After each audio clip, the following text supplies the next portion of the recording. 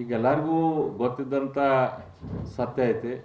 ಕಾಂಗ್ರೆಸ್ನಲ್ಲಿ ಸಿದ್ದರಾಮಯ್ಯನವರಿಗೆ, D K Shivakumar ಅವ್ರಿಗೆ ಅದು ಒಳ ಜಗಳ ದೊಡ್ಡ ಪ್ರಮಾಣದಲ್ಲಿ ನಡೆದೈತೆ. ಸಿದ್ದರಾಮಯ್ಯನವರು 2 ವರ್ಷ ಆದಮೇಲೆ, 2.5 ವರ್ಷ ಆದಮೇಲೆ ಬಿಡ್ತಾರ, ಅದಾದ ನಂತರ ಡಿ ಕೆ ಶಿವಕುಮಾರ್ ಅವರು ಬರ್ತಾರ ಅನ್ನೋಂಥ ಒಂದು ಸುದ್ದಿ ಇತ್ತು.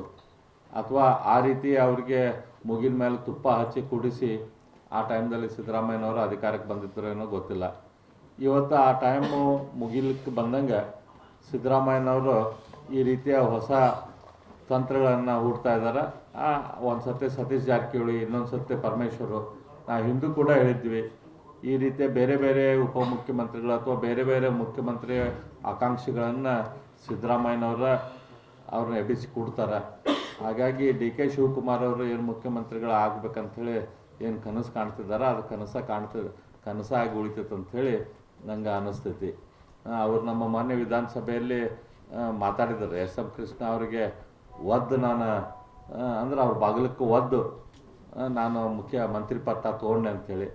ಅದೇ ರೀತಿ ಆ ಸಂದರ್ಭದಲ್ಲಿ ನಮ್ಮ ವಿರೋಧ ಪಕ್ಷದ ಧುರೀಣರಾದ ಅಶೋಕರ್ ಅವರಿಗೆ ಎದ್ದು ಕೇಳಿದರು, ಈಗೂ ಕೂಡ ನೀವು ಬಾಗಿಲಿಗೆ ಯಾವಾಗ ಮುಖ್ಯಮಂತ್ರಿ ಪಟ್ಟ ತೆಗೆದುಕೊಂತೀರಂಥೇಳಿ.